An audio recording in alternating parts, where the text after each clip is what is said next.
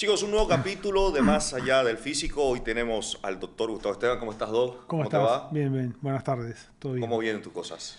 Muy bien, la verdad. Bien. ¿Proyectos nuevos que quieras contar? Ya sale. Es el libro, el segundo libro que escribo. eh, es un libro dedicado a la creatina, nada más. Este, que fue mucho más allá de lo esperado. Ok. Dentro de lo que es continente, contenido y profundidad. ¿Cuánto tiempo te tardó en elaborar? Y 7, 8 meses. 7, 8 meses. Ujú. Básicamente habla únicamente de la creatina. Solo de creatina. Solo de creatina. Es el suplemento con más evidencia científica Sí, que lejos. existe Sí, en claro. el mundo. Sí, lejos. Pero de 3 beneficios que tiene la creatina, y vamos a entrar en materia con eso, cuéntame 3 beneficios que tú digas son fundamentales en el desarrollo del ser humano. Ahí es uno, desarrollo del ser humano. Ok. Eh, aunque las posturas de distintas sociedades científicas sea el no a la creatina por aumento de la creatina es uno de los principales, de una de las principales moléculas en el proceso de desarrollo fetal. Ok. Y después durante todo el proceso de crecimiento y desarrollo de un chico, así que el desarrollo es uno. Obviamente tenemos los beneficios musculares en el sistema locomotor y hoy se están descubriendo cada vez más, con más certeza, los beneficios a nivel del sistema nervioso central. Ok. Esos son los tres principales. Después actúa en todo el cuerpo porque es una molécula que lo que hace es resintetizar ATP, y el ATP es la molécula universal energética del cuerpo.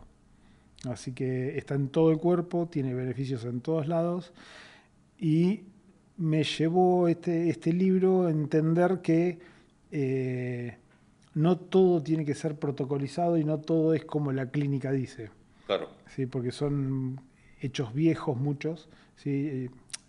O sea, hoy el miedo de la sociedad, ¿cuál es? Te aumentó la creatinina, te dicen que tenés una alteración renal, que el riñón puede estar funcionando mal. Esta fórmula es muy vieja y el contexto de la fórmula es que se suponía que la creatina está en producción constante en hombres y mujeres en distintos valores, pero que era producción constante. Entonces, la eliminación debería ser constante dentro de los rangos. Claro. Pero con los estudios se fue demostrando que la creatina está influida por la edad, por el desarrollo, por la ingesta, el tipo de ingesta, Sí. por el tipo de entrenamiento, por el sexo, por el consumo de creatina. Entonces son todas variables que afectan esa posibilidad y eso ya está dando muchos falsos negativos Claro. en problemas renales. Claro. Ahora, más allá de eso, lo que decías de que la clínica se ha quedado un poco atrás, en términos nutricionales también la parte de nutricionista como tal Sí. también se ha quedado un poco a la antigua. Y yo creo que sí, en muchos aspectos sí, porque estábamos acostumbrados a ver que cualquier deportista, hoy ya no, obviamente, ¿no? Para muchos, pero sigue pasando, de que vos vas al gimnasio, manifestás que vas 5 veces por semana al gimnasio, que tenés un objetivo y te dan una hoja con un número calórico determinado para la actividad que haces. Ok. Pero no se contextualiza ni se cicla el macronutriente. Es decir, por ejemplo, no es lo mismo un domingo donde vos no No entrenás, haces nada, claro. donde estás tirado en el sillón, a un día de piernas. Claro. No es lo mismo si entrenaste triple turno que doble turno o no entrenaste. Entonces, ese contexto energético creo que hoy, en el avance de la ciencia, tiene que ser tenido en cuenta y hay que empezar a formar un poco más a esa variable. A esa variable. Es una variable que se utiliza mucho en el deporte del culturismo como tal, es Sí. ciclado de carbohidratos. Lo he hablado mucho con los atletas que han venido acá, que se hace de una forma básicamente empírica porque lo han probado por ensayo y error y Sí. saben que eso es una de las cosas que más funciona. Y es muy loco porque clínicamente o en la parte de nutrición como tal, hacia los pacientes no se lleva. Y es No, algo no, bastante efectivo a la hora de pérdida de peso, a la hora de establecer sensibilidad con insulina. es muy efectivo. Es lo efectivo, de hecho, porque no es lo mismo. Vamos, yo te puedo hablar mucho desde la fisiología. Después, desde la práctica, obviamente cada uno toma su estructura de trabajo. Pero no es lo mismo comer un plato de fideos a la noche e irte a dormir que comerlo al mediodía. Claro, Si comiera fideos, obviamente. Hoy ya todo lo ultra industrializado, la gente ya es como que lo mira mal. Y si nos ponemos a pensar, está todo recontra ultra es ahí industrializado. absolutamente todo. Claro. Entonces eh, hay muy poca gente que tiene una huerta en su casa con todos los nutrientes necesarios dentro de la verdura. Claro, Porque vos tenés pesticidas, tenés que las tierras, hoy por hoy, por las plantaciones, no son las mismas. Entonces ya el contenido de nutrientes no es el mismo en muchos alimentos. claro. Y la Muchos, gente más bien sataniza ciertos alimentos como el fideo o el claro, pan, teniendo eso en conciencia de decir, no, esto es ultraprocesado y no lo voy a comer. no lo voy a comer, claro. Sabiendo que la batata, la papa o incluso cualquier cosa está Sí. ultraprocesado igual, por tantos insecticidas, Claro, en pesticidas. ese sentido sí. La papa ponerle que no tanto porque está bajo tierra, Claro, pero muchos vegetales de hoja sí. claro, claro. Doc, hoy por hoy hay una moda, tirándonos un poco al fitness, de culturismo, que se está viendo mucho el culturismo natural. Sí. ¿Sí? Eh, hay mucha diferencia, vamos a entrar en materia de entrenamiento, en parte de fisiología, de un atleta natural a un atleta que usa farmacología en cuanto al entrenamiento. En cuanto a la planificación del entrenamiento, no.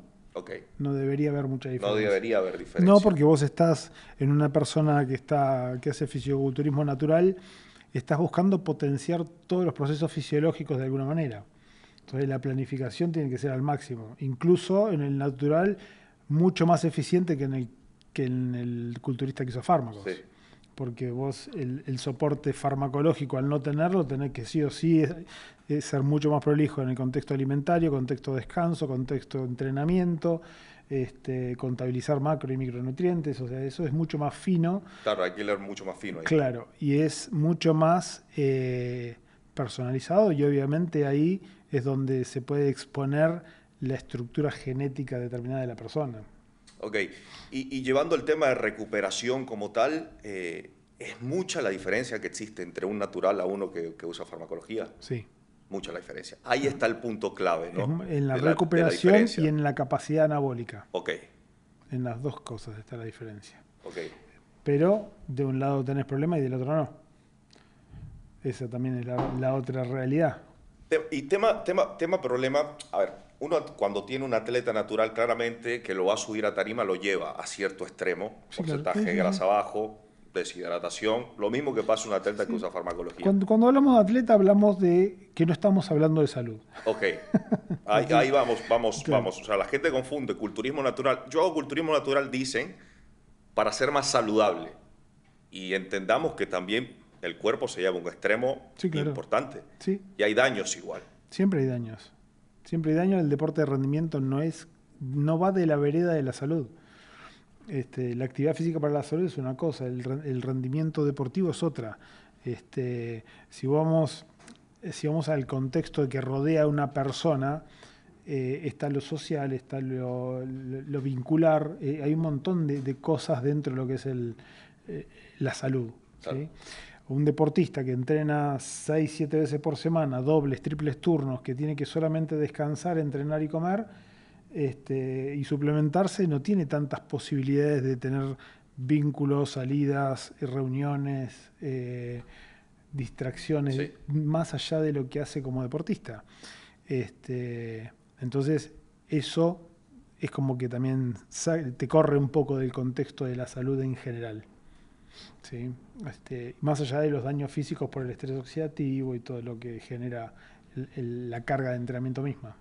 Ok, y he visto muchos casos en atletas como tal también de salir de competición, obviamente por tener esos temas de restricciones por tanto tiempo, después no poder controlar lo que nosotros llamamos post-torneo, Sí, ¿sí? sí. Por claramente, comenzar a restringir, el carbohidrato es algo que la mente adora, Sí. y Y que el cuerpo necesita. Y tu cuerpo necesita. Y cuando después de tanto tiempo que no se los das y se lo comienzas a dar, es como que se crea cierta, por así llamarlo, adicción de querer comer sin parar. Es que genera un cambio neuroendocrino que cambia todo el sistema de señalización de neurotransmisores también. Entonces, el placer de comerlo, lo que es la poca saciedad que pueden generar, sobre todo los de alto índice glucémico, los que tienen mucha densidad calórica. Sí. O sea, son situaciones que te generan un confort por otro lado, cosa que vas a necesitar si no lo tenías. ¿Y crees o tienes algún consejo como para que se pueda evitar eso en un atleta de alto rendimiento? Yo en un atleta de alto rendimiento, en cualquier deporte, trato de que todo sea un hábito. ¿Sí? Es decir, uno puede, porque vos vemos en las redes, se leen, o sea, el reto cetogénico, es mejor el ayuno, es mejor lo otro. Yo creo que tanto el ayuno como la dieta cetogénica en el deporte hay que vincularlos, se pueden vincular, pero a través de que estos dos constituyan una estrategia adentro de un hábito, no un hábito en sí. Claro. Es decir, un deportista no puede vivir en cetogenia. No puede vivir. No puede vivir en cetogenia. Okay. Sí, o sea, un deportista, una persona que estudia todo el día no puede estar en cetogenia. ¿Y una persona común de a pie? Tampoco. Tampoco. No es sustentable. No es sustentable a largo plazo porque la dieta cetogénica termina siendo carencial en algunos nutrientes. Entonces, en definitiva, a largo plazo tenés un problema. Claro. Sí, entonces, yo creo que sí tenemos que entender que primero la alimentación no nos tiene que enfermar para ser sanos. Si yo estoy todo el día pensando en leer una etiqueta de un alimento, en ver cuántas calorías como, si sumo esto, si puedo comer un alfajor o no, y no estoy sano. Claro, ya ahí hay un problema. Ya ahí hay un problema. Claro. Entonces, si vos sabés ordenar las comidas y decir, bueno, listo, me voy a comer con mi hijo un helado. Bueno, listo, yo sé qué variable después no tengo que tener porque consumí eso. Entonces ahí se sostiene un hábito. Claro. En el culturismo, como es tan restrictivo y tan estructurado todo, después obviamente el permitido, que sería el post-torneo, los 2-3 primeros días, es donde entra el alfajor, helado, hamburguesas, todo eso, y bueno, como venís en un déficit calórico con pérdida de masa muscular, el aumento de tejido adiposo es más rápido. Es mucho más rápido, y también en la retención de líquido y agua que se crea. Sí, pero por la deshidratación misma, es decir, vos estás privado de hidratos de carbono, hiciste una carga previa o lo que fuera, pero si estás privado de hidratos de carbono después al consumirlos, cada gramo de hidrato de carbono te retiene 3 gramos de agua, entonces sí, el aumento de peso es 2 gramos de agua van ahí. Doc, hablando un poco de cetogénica, la dieta cetogénica como tal es un estudio, un experimento, algo, todo el mundo está siempre buscándole la vuelta a esa dieta. Es como que se puso de moda en un tiempo, ahora bajó un poco, después volvió a subir. Y se escuchaba mucho, de mi parte yo entiendo que para la ganancia de masa muscular como tal no es lo más efectivo. No. Pero hay mucha gente que dice que sí se puede. Mira, nosotros tenemos 3 sistemas energéticos. ¿Sí? El sistema del ATP-CP, el sistema de la glucólisis y el sistema de la lipólisis. Dentro de esos 3 sistemas energéticos a nivel muscular funcionan en 2 tipos de fibras musculares, las lentas y las rápidas. Las rápidas tenemos FT2A y 2B. Las FT2A son glucolíticas. Entonces, si yo quiero ganar masa muscular, tengo que entrenar la glucólisis. Claro. No puedo no entrenarla. Claro. Si es el principal combustible de ese tipo de fibras musculares, que son las que más se hipertrofian, que son las fibras musculares que más puede entrenar una persona que no está en el alto rendimiento, pero que entrena. Claro, necesito un trabajo glucolítico como tal. Claro, entonces necesito hidratos de carbono para eso. Entonces no puedo privar, porque si no, no llego a la intensidad que necesito para poder soportarlo y generar una adaptación muscular. Claro. Ahora, posiblemente una persona que esté arrancando, que sea nueva en el gimnasio, con estímulo previo y comiendo cetogénico, puede que aumente un par de kilos. Sí, pero porque cambia el contexto. Claro. Ahí hay otro contexto. Entonces, por ahí los estudios se transversan mucho en eso. No, sí aumentó. Sí. Hay que ver qué tipo de atleta aumenta. Claro, el tema es qué hacía antes, cuál era el contexto de la alimentación, del entrenamiento, de su descanso, de la composición corporal previa y cuánto tiempo pudo aumentarlo. Entonces eso se deja por fuera que el superávit no es el único valor importante para un aumento de masa muscular. Es no el superávit, o sea, el superávit proteico. O sea, Claro, vos tenés que tener un balance nitrogenado positivo para aumentar masa muscular. claro. Porque vos podés comer 8.000 calorías de hidrato de carbono que pasa en un maratonista y no tiene masa No tiene muscular. aumento de masa muscular. ¿Me entendés? Entonces, ¿por qué? Porque es muy rica en hidratos de carbono y las dietas muy ricas en hidratos de carbono estimulan la vía AMPK a nivel muscular. La vía AMPK es la vía que inhibe a la anabólica. ¿Sí? Otra cosa que inhibe a la vía anabólica es el ayuno. Entonces, si yo no... Los ayunos a largo plazo terminan perdiendo masa muscular. ¿Por Sí, qué? Porque si yo entreno fuerza, estoy estimulando una vía de entrenamiento para la ganancia de masa muscular, pero a su vez hago un ayuno, yo estimulo siempre las dos vías, el freno y el acelerador, todo el tiempo. Entonces lo que acelero, después lo los freno. frenos, obvio. Y ahí es donde podés ganar un poco de masa muscular al principio, pero después ya no va a Claro, pasar. no va a pasar. No. Es más que todo por un tema de estímulo y contexto que se crea. Exactamente. Y cuando el ayuno es ayuno, por definición más de 12 horas, eh, después tenés que en 12 mínimo, 8 habitualmente, meter una cantidad de calorías enorme que no podés. Beneficio del ayuno, ¿cuáles son sus El beneficio del beneficios? ayuno sí está dentro de la estrategia, que para mí es importante. Está todo lo que tiene que ver con la flora gastrointestinal, Ok, la microbiota. Tiene que ver con la sensibilidad a la insulina, tiene que ver con el cambio de contexto al tracto digestivo para que se adapte a otras cosas, es decir, da más variabilidad al proceso digestivo. claro. Entonces permite, al no saturar sistemáticamente los receptores, no saturar las vellosidades, no saturar los transportes, permite, como entre comillas, un reseteado y después... Claro, sería un trabajo de reestructuración, Sí, claro. básicamente. Sí, sí, Para eso se es utilizaría. como un limpiate y seguimos. Claro, y sí, volvemos a, Claro, volvemos a consumir calorías. claro. Bien, Doc, el tema volvemos a los atletas naturales. Si yo te preguntara 5 suplementos para atletas naturales, ¿cuál me dirías que serían importantes? Y tenés proteínas, para mí, proteínas, creatina, glutamina, citrulina y cafeína puede ser parte de lo importante. Podemos sumar un sexto, que es la betalanina, dependiendo del tipo de entrenamiento y momento de entrenamiento.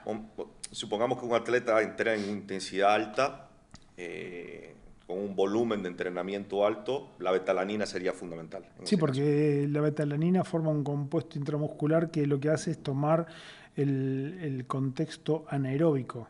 Es decir, saca el lactato para metabolizarlo, una vía de gluconeogénesis y producir nuevamente glucosa. Ok, perfecto. ¿Y el índice proteico que debe consumir un atleta, ya sea de culturismo natural o que use farmacología? He visto que muchos que usan farmacología consumen un poco más de 2,5 gramos de Sí, proteína por kilogramo de peso, pueden llegar hasta 4. sí, De hecho, yo he hecho preparaciones que he llegado a 3, 3,5, pero el atleta natural también puede llegar a un punto extremo así, de esa manera.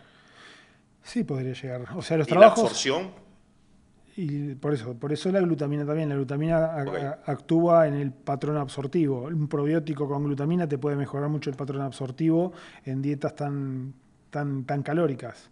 ¿Sí? Eh, el tema es, no sé si pasa por la absorción más que por el aprovechamiento a nivel de la síntesis de claro, proteínas, porque la absorción termina siendo la misma. claro, ¿Se entiende? Es decir, de la ingesta perdemos entre el 10 al 20%, si no es que no hay ningún problema gastrointestinal, lo perdemos en materia fecal.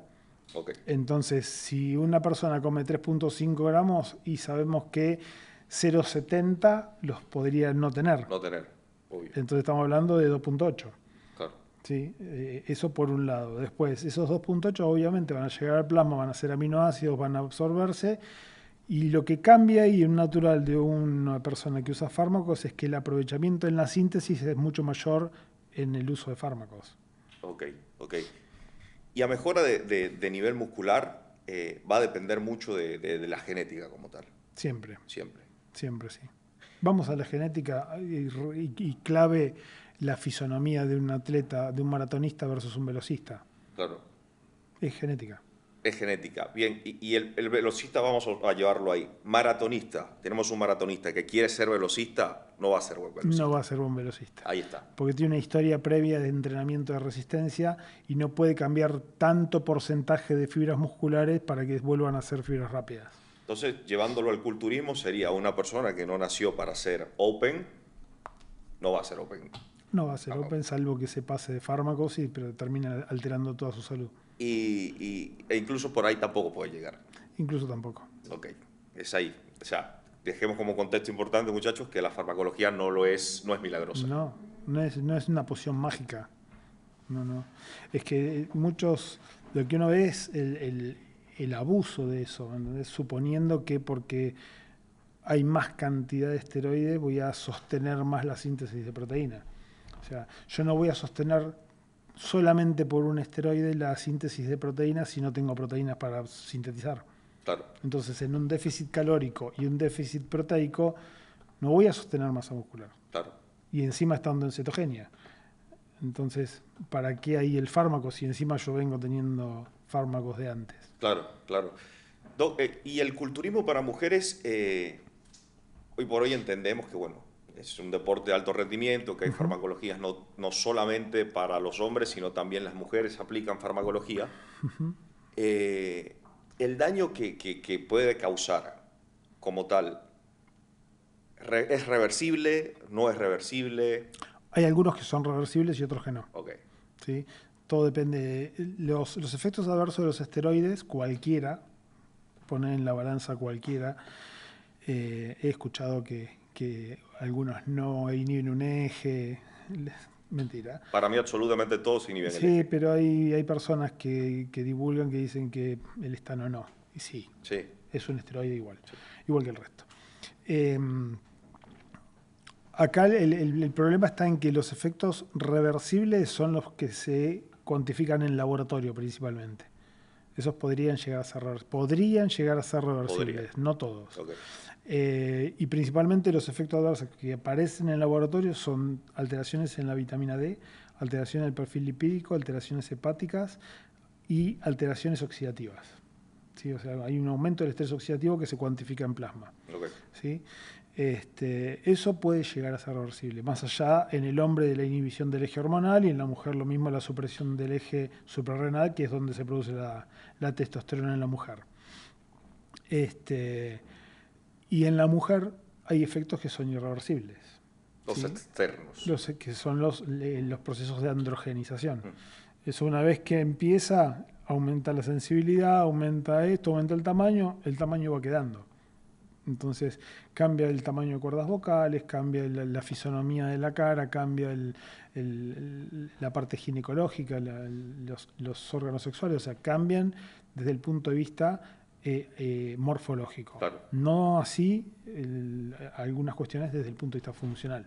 Más allá de que las cuerdas vocales sí alteran la función. Sí, alteran la función de la voz. Claro. Cambia un poco ahí.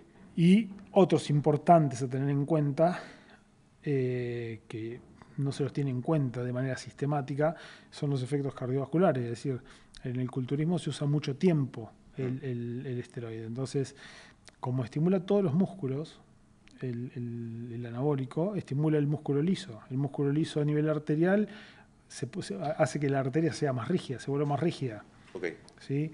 A nivel cardíaco hace que la hipertrofia cardíaca perdure en el tiempo, y aparte esa hipertrofia cardíaca, por el tipo de entrenamiento, que es un entrenamiento de fuerza, cambia la arquitectura del septum o de la parte del tabique interventricular. Al cambiar la arquitectura, es esa persona más propensa a poder tener eventos cardiovasculares de ritmo cardíaco o de isquemia. Bien, eso en hombres y mujeres de la misma forma. En los dos. De la misma forma. Si te diría 3 fármacos de los más peligrosos, ¿cuál me nombrarías? Los que más usan. Trembolona primero. Sí, trembolona, después está la boldenona y el estano para mí no. El estano no va. Para mí no. Tanto para hombres como mujeres. ¿Por qué no? Porque es muy hepatotóxico. Hepatotóxico. Es muy, y es a ver, vos te dicen no, es inyectable, no pasa por el metabolismo hepático, es muy nefrotóxico. Claro. Es muy neurotóxico. Sí, entonces, O sea, a nivel mental crea alteraciones importantes también. todos los esteroides. Todos los esteroides pueden cambiar el perfil de comportamiento de las personas. Claro.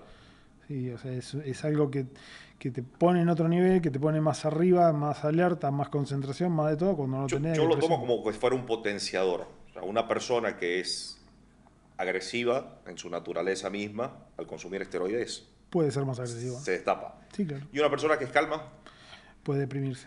puede deprimirse. Ahí está, va hacia abajo. Ok. Es importante porque hoy en día vemos que los chicos usan el estano como que fueran caramelos. Esa es la realidad. La realidad es esa, y la realidad es que yo creo que hay que empezar a hablar un poco con conciencia de las cosas. Más allá de que la sociedad cambió, los chicos cambiaron. Yo lo que veo como muy negativo de todo esto es que hay chicos de 20 hasta 25 años que ya quieren ser open, quieren ir al culturismo como todo y no decidieron su vida siquiera. Claro. O sea, no saben si quieren ser padres, si no quieren ser padres, si van a estar en pareja, si no, si tienen pareja, si la pareja los acompaña o no los acompaña. O sea, hoy es una cuestión de imagen como De si imagen, fuera todo. de visión. Como si fuera todo. Y un chico que tiene 20 años, que decide ser culturista, normalmente hoy vemos que no se toman el tiempo. A ver, no sé, yo compito hace 8 años. Se tomaba un poco más el tiempo de decir, bueno, pasamos 2 años preparándonos, 3 años preparándonos, ganando masa magra y de ahí veremos si usaremos farmacología o no. Hoy por hoy como que tienen 1 año en el gimnasio y ya van directamente al fármaco. Claro. Ahora, diciendo que tiene juventud y toda esta vuelta, ¿crees que puede traer efectos de salud muy negativos a esa edad también? Sí, claro. Sí. Anticipa todo. Anticipa los problemas. ¿Sí? O sea, te caen 10 años encima, básicamente. Es que la expectativa de vida de una persona que usó fármacos mucho tiempo es menor. ¿Sí? Después un culturista lo que cree que hace es TRT aplicando un ciclo largo. Eso tiene una confusión bastante interesante porque yo tengo entendido que a nivel fisiológico un TRT no son 250 miligramos de En testosterona absoluto. por Es decir, semana. el hombre produce como máximo son 56, 60 gramos de miligramos de testosterona Semanales. semanal. 70 llevándolo a que eres un cemental italiano. Sí, que mantuviste toda tu vida ordenada. Claro. Y con mucha suerte. Sí, sí, sí. Eso es semanal. Entonces, ¿cuál es la confusión? Que es grave la confusión. Es ¿sí? muy grave, claro. Es grave. ¿Por qué? Porque creen una terapia de reemplazo con 250 miligramos de testosterona. Y eso no es una dosis de reemplazo, es una dosis que está suprafisiológica. Es decir, una persona que tiene 250 de testosterona está en una terapia, yo lo llamo basal, porque es superior, es decir, basal, porque es suprafisiológica estable. Claro. ¿Sí? Pero como es suprafisiológica y la mantienen durante años, esos años, porque son efectos tiempo dependiente, después te cobran factura en la presión arterial, en el perfil lipídico, en el déficit de vitamina D, en la hipertrofia cardíaca, en el aumento de las posibilidades de generar una placa carotidia. O sea, hay un montón de cosas que no se tienen en cuenta. Como definición, es importante entender que la terapia de reemplazo es fisiológica. Yo no me puedo ir de los parámetros fisiológicos. Y los parámetros fisiológicos están determinados en rangos. En rangos. ¿Sí? Hasta 8.4 miligramos día sería lo óptimo. Lo máximo. Sí, lo máximo óptimo en cualquier claro. persona. Obviamente tenés chicos en la adolescencia que están en 10 o 11, pero porque están en un pico de Están en proceso testosterona. de desarrollo, ¿Sí? obviamente. Pero después se estabiliza para abajo. Claro, claro. Nunca hacia arriba, siempre para abajo. No, claro. Bien, sí, pues es una confusión importante porque yo veo mucho que el atleta habla de TRT utilizando ese tipo de dosificaciones de 250. Y no es TRT. Y tenía entendido precisamente que eso, que 70 miligramos por semana es lo que puede liberar a una persona siendo muy, Sí, muy potente. en la mejor expresión de su vida. Sí, sí, estando en la mejor versión. Bien, Doc, tema nutrición, vamos a volver un poquito atrás. En estos días también estuve yo en un podcast y hablé sobre el veganismo. Sí. Y bueno, viste que se crea bastante controversia Sí. en el tema. El veganismo como tal, ¿vos lo ves como algo que puede ser óptimo a largo plazo? No. Para mí el veganismo es una filosofía, no es un hábito. No es un hábito, es una filosofía. Yo no puedo ir contra una filosofía. Claro. Entonces, Eso sí. Quien quiera ser vegano porque filosóficamente decidió eso, perfecto, pero es una dieta carencial. Bien, pues, viste, se puso mucho de moda en un tiempo un documental Sí, que hablaba sobre el sí. veganismo. Yo tengo entendido que fue financiado, Cambio radical. Cambio Radical. El Cambio Mm, Radical fue financiado sí, por la industria vegana como tal. Y se hablaba mucho viste, atletas de fuerza, atletas de alto rendimiento, incluso hasta culturistas salían en el documental diciendo que lograron ese tipo de objetivos siendo veganos. no. Imposible. No es siendo vegano. Es decir, eh, Schwarzenegger estuvo en ese, Estuvo Arnold. en ese documental. Él quizás se volvió vegano o transitó el veganismo después de los problemas cardiovasculares, en todo caso. Claro. Pero no creo que no haya comido carne en su etapa, y mucho menos en esa época. No, no, no, y es totalmente. Si hay videos de Arnold comiendo carne, sí. Yo Pero, no creo eso. ¿crees que un atleta podría llegar a esos extremos musculares? No como Arnold, pero sí como un No, culturista amateur. no. No, siendo vegano. No, y fisiológicamente está explicado porque primero el gol estándar de las proteínas está dado por el whey. Claro, El whey protein es el gol estándar, ¿por qué? Porque te marca que es la proteína que más cantidad se absorbe en el menor tiempo. Es decir, más o menos 9 gramos hora se absorben las proteínas del whey. Las proteínas de origen vegetal son 6 gramos hora, es decir, tenés menos absorción por más contenido de fibra. claro. ¿Y carencia de otros nutrientes? Carencia de otros nutrientes, no tenés vitamina D, no tenés vitamina B, o sea, hay un montón de zinc, magnesio, hay un montón Claro, de hierro cosas. tampoco. Claro. De Eh, hecho, a largo plazo, una dieta vegana, tenés pacientes con síndrome Ahí anémico, está. síndrome anémico, tenés pacientes con osteopenia, con debilidad, con astenia, o sea, a largo plazo no es beneficiosa. Claro, y quizá mucha gente también transita ese tipo de problemas y no lo sabe.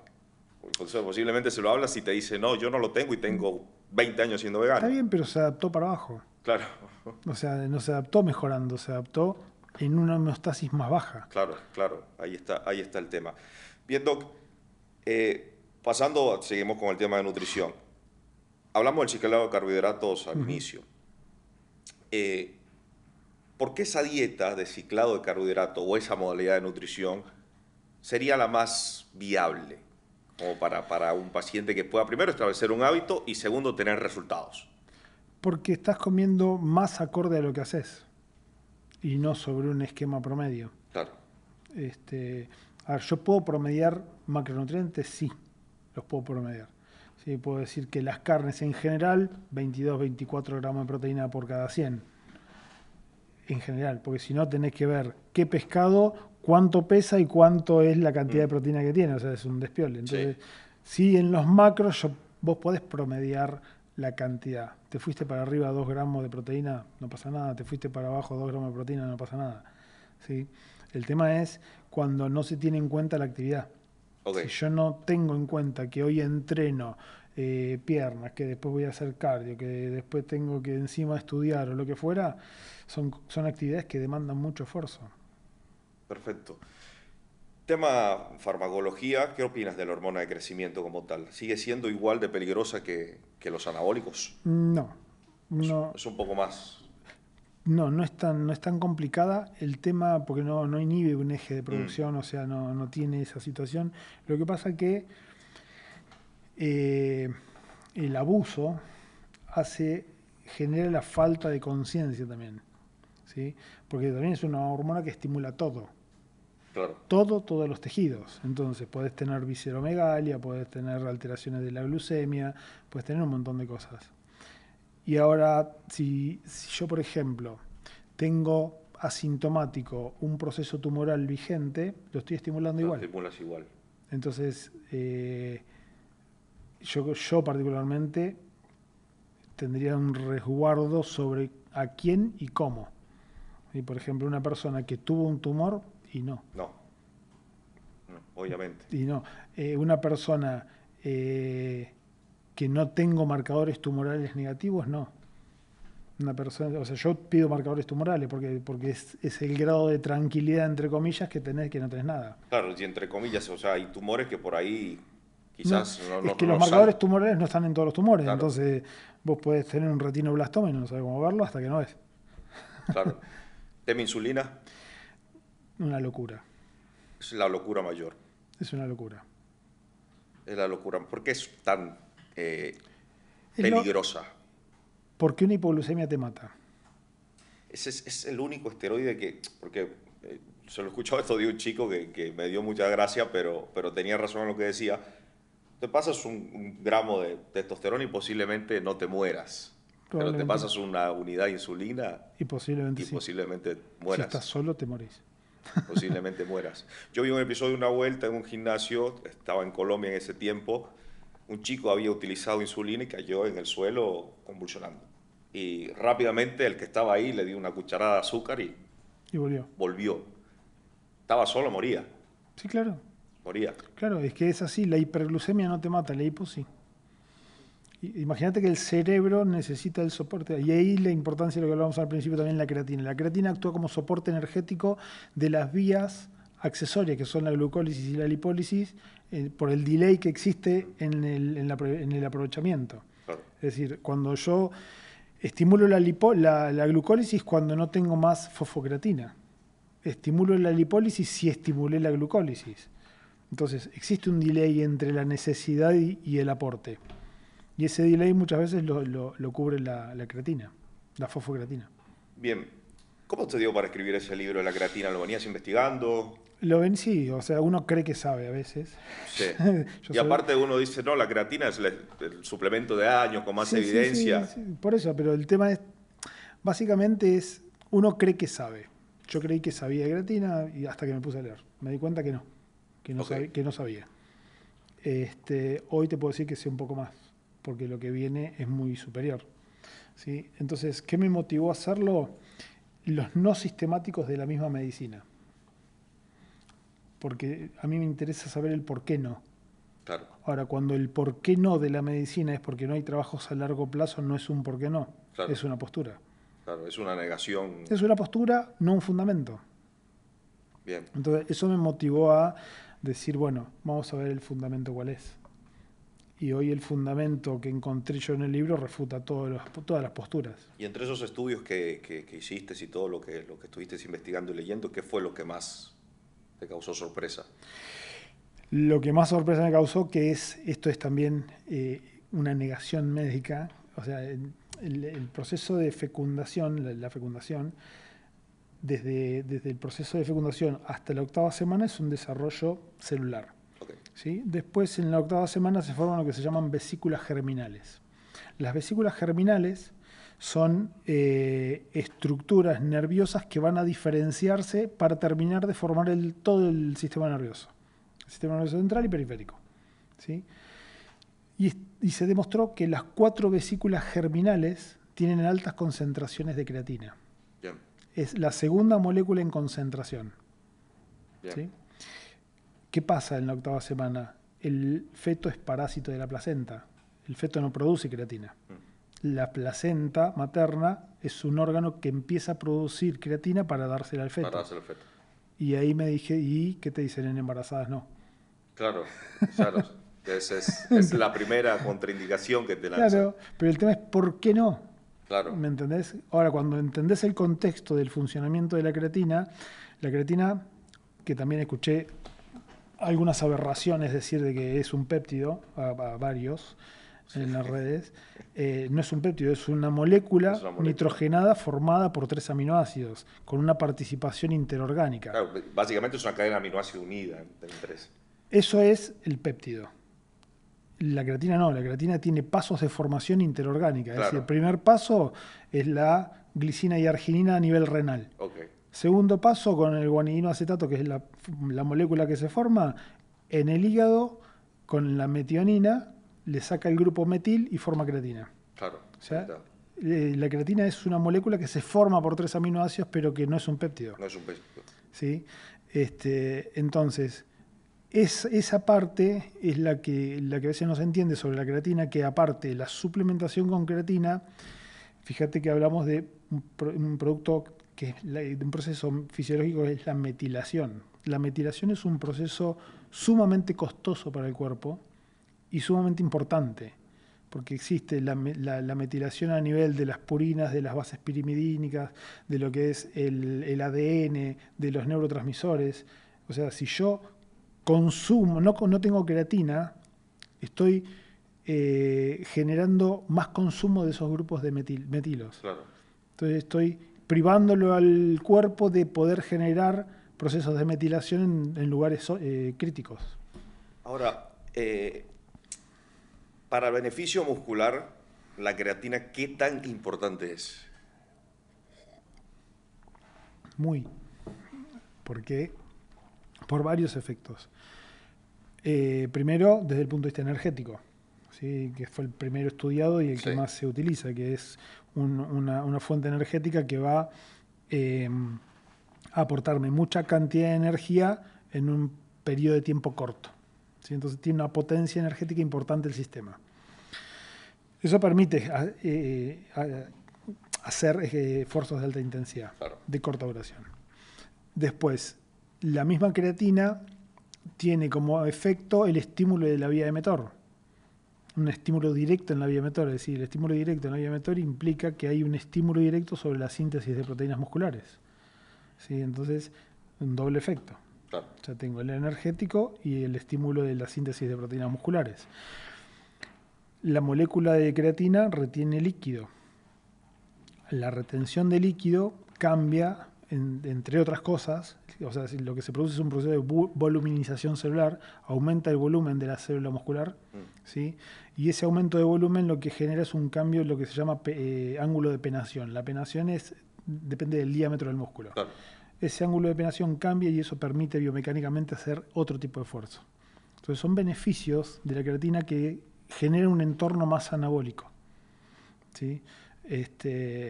Entonces la creatina junto con algún otro suplemento como puede ser el HMB se potencian entre sí y sirven como estrategias dentro de tratamientos que pueden ser complicados. Claro. ¿Cuándo sale el libro, Doc? En julio. Ahora el próximo mes. El próximo mes. ¿Dónde se consigue? En las redes. En las redes. Sí. ¿Lo vas a publicar a las redes? En las redes lo voy a publicar. ¿Y ahí lo compran vía web? Sí, a mí. Porque yo no quiero... No lo vas a llevar a editorial. No quiero editoriales. No. Es complicado, ¿no? El tema editorial. No quiero... A ver, es el producto de mucho estudio mío. Claro. O sea, el beneficio es el conocimiento. Y es lo que uno quiere transmitirle a la gente. O sea, cuando el beneficio es meramente económico, sí, vamos con todas las editoriales que me paguen, chavo. Yo escribo, pero no. El beneficio es el conocimiento y es divulgar cosas que uno entiende de otra manera. Y posiblemente tengas en mente elaborar otros estudios sobre otros suplementos. Sí, vienen más libros. Después de la creatina que tenemos, a ver si lo podemos decir. Y van a venir libros sobre la sarcopenia, van a venir libros sobre los fármacos. Todo eso va a estar.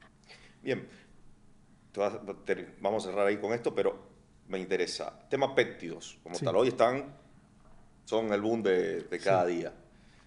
He escuchado que en Estados Unidos y en otros países han sido algunos suspendidos, otros... Sí, pues no está en etapa de estudio todavía. Está en etapa de estudio todavía. Exacto.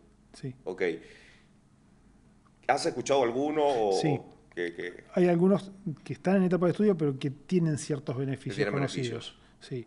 Principalmente el TP500 puede ser uno. El BPC 157. Claro. Esos son para recuperación de lesiones. Recuperación muscular, sí. Eso se usa mucho en medicina regenerativa. Sí. Ellos son los que están generando material de contenido de investigación. Claro. Después tenés el MORC, también que se usa, y después hay uno GHQ de cobre, que es para también piel, faneras, pelo, o sea, para todo eso. Eso tiene un efecto, todavía no están aprobados por la FDA. Pero son los más estudiados. Pero son los que más estudiados están dentro del contexto de los péptidos. Después los que tienes como inhibidores de hambre, reproductiva. Es que eso sí, son los que están aprobados por la FDA. Ok. Que son inhibidores del GLP-1, o sea, es como el Ozempic bioral. Claro, claro, que han estado siempre, pero hoy por alguna razón... Hoy sí, se lo vende como péptido que vende más que un Ozempic. Pero termina siendo similar. Igualmente dentro de lo que es la terapia regenerativa y anti-age hay muchas cosas que son interesantes. Por ejemplo, está la aplicación de aplicaciones de placenta, células placentarias, Okay. que las células placentarias son células pluripotenciales, se les llama. ¿Qué significa? Significa que es una célula que no está diferenciada a nada. O sea, es una célula que, dependiendo de dónde vaya, es en qué célula se transforma. ¿Sí? Es decir, ¿qué pasa con las células pluripotenciales? Detectan procesos inflamatorios. Al detectar procesos inflamatorios, una célula pluripotencial va al hígado, porque estuvo ahí. Bueno, esa va a ser un hepatocito. Claro. Si pasa en el músculo, esa célula va a ser un miocito. Entonces, eso es muy interesante. Está pasando, que son las células madre o células pluripotenciales que están estudiándose también. Bueno, Doc, para culminar, si tengo un chico hoy que viene a tu consultorio y te dice, Doc, quiero iniciar con el mundo del fitness, quiero comenzar a competir y tiene una edad de 20, 22 años como mucho, ¿qué le dirías? Primero la consulta es con el padre, por más que tenga 20 años. Porque probablemente a los 20 años no tenga definido el futuro de lo que quiere. ¿Sí? Segundo tema es poner todas las cartas en la mesa y decirle los por y contra de las cosas. ¿Sí? Y tercer punto es decirle que lo haga natural hasta que realmente pueda explotar toda la estructura, Todo el potencial genético. todo el potencial genético. ¿Cuánto tiempo puedes tardar por explotar ese potencial genético estándar? Es que no hay un estándar, porque fíjate un deportista de alto rendimiento. Sí. O sea, una persona que hace canotaje lo tenés 15 años entrenando para un día. Un Messi que hizo 5 goles en 2 partidos. ¿Cuánto hace que está jugando? 39 años. ¿Hace cuánto que está jugando? Sí, sí. ¿Me entendés? Vamos al canotaje olímpico. Un chico que hoy está en canotaje olímpico con 28 años y tiene 20 años de entrenamiento. Entonces, y su potencial genético no lo termina de explotar. Claro. Entonces, no es que hay un tiempo determinado para decir, bueno, en 2 años ya estás. Eso también depende del ojo del entrenador, depende del mismo chico en el compromiso, depende de muchas variables. Claro. Bueno, Doc, muchísimas gracias por No, venir, por favor, muchísimas gracias por estar acá. Muchas gracias. Sé que tienes una agenda bastante ocupada, lo habíamos intentado antes, pero bueno, Sí, surgieron sí. cosas, Sí. así que te agradezco mucho. Muchas gracias a vos. Chicos, un capítulo más de Más Muchas Allá del gracias. Físico. Muchas Gracias. ¿La viste? Lo maté.